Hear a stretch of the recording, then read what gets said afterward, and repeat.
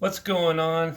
It's time to talk about another slasher thriller. Now, I'm calling this a slasher thriller because there's no mystery to who the killer is. They show you the killer right off the bat, and it's more of like a character study of a serial killer than actually a weird uh, mystery like Michael Myers. So I refer to those as horror slasher films, and the other ones more like Silence of the Lambs and stuff, slasher thrillers. So this one falls into the slasher thriller category. Yeah, it was released by Jita Productions and is produced and written by Armet Castle and directed by Paul Morrell, who's also done a few other films like Huff, Oversold, and Love Entangled. So he's been all over the board. This is the closest thing to a horror film he's done. This is a indie slasher film that was pretty much shot on video or and one of those like micro budget B movies. Yeah, so you got your typical band of misfit characters, all friends hanging out. And in the beginning, this one guy's girlfriend gets kidnapped by this weird killer that yeah, your typical slasher beginning where she gets kidnapped and no one believes them uh that someone actually did it. They all believe that he killed her or something or did something with her. And his brother and his friends decide to go on a hiking trip around the same area where it happened and go to this weird bunker looking thing that his brother saw and was more curious at seeing what happened and see if they could get insight into the mystery. So they go out and go on the adventure, and sure enough, they run into the killer, and he uh, has them all kidnapped in his lair and tortures them and murders them. And yeah, your typical stuff. And it's up to the older brother to come back and find his younger brother and help them escape. Uh, yeah, your typical slasher film. It's pretty amusing for the most part. Yeah, there is some stuff that I was surprised at in this though. It is pretty violent. It's pretty fun. For the most part, a lot of the characters are super annoying and dumb, and the acting's not the greatest. But there are some pretty amusing scenes in it. It's not the greatest when it comes to lighting and stuff. Some scenes are pretty dark and cheesy.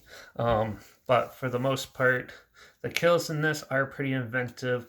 And this is one of those films that some people might find offensive and stuff, especially nowadays, because there is a good 5 minute scene where the killer basically punches a girl in the face for close to 3 to 4 minutes before anything's done. And that was a little jarring to see. I did not expect to see that in this type of indie film and that aggression. So I don't know if that's just how the writers feel about certain types of people or not, but some people might find that offensive.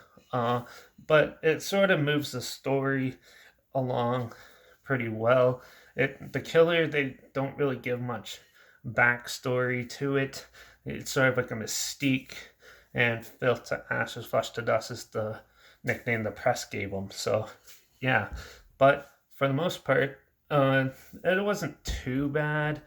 The kill scenes are good. The killer doesn't talk at all, and he's pretty brutal when it comes to the killings and stuff. There's some good kills, some amusing kills, and some fun. But then the climax scene is so your typical and basic that it kind of pulled me out of the film, and I did not find it that interesting or intriguing. So you sit through the good hour and 20 minutes and you get to like the last 5 minutes and you're like, wow, that was pointless.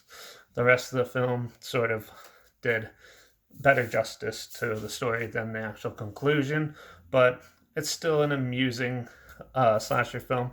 It's not the best thing in the world. It's a little bit typical, and there's nothing too inventive with certain kills because most of it's just stabbings and stuff like that.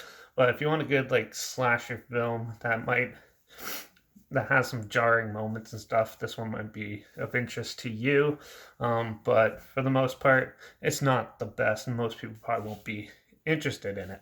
So, yeah, but from my point of view, It was all right. It's nothing too fantastic or anything like that. It's watchable. I've seen way worse, so yeah. But I'm gonna give Filth Ashes Flush to Dust a 2 out of 5. It needs some work, and it's definitely not the strongest slasher film that I've seen in the last little while. So yeah. Um, so there's a trailer link down below, like always. Um, if you want to check that out, also check out my Instagram. That's linked down below. I always post clips of films I'm going to review in the future on my story, and I usually have the film title and a hashtag, and the subgenre of film and a hashtag, so you're aware of it. So make sure you follow me on Instagram, stay in the loop. Like this video, share it so more people are aware of it, and yeah, comment your opinions of the film down below. If you've seen it, let me know what you thought of it. Also, if you have any films that you want to hear my opinions on in the future, comment those down below. I'll watch anything, so it doesn't really matter. I'll try my best to find them, and yeah. Also, make sure you subscribe because I'm probably going to be talking about a couple more slasher films coming up. So, yeah, make sure you subscribe. Hopefully, find something interesting that and a hidden gem together that we probably never would have thought of checking out. So, yeah. But for now, I'm off. So make sure you subscribe. Watch out for those killers looking off in your local neighborhoods and everything. And I guess I'll see you all in the next review. So, cheers.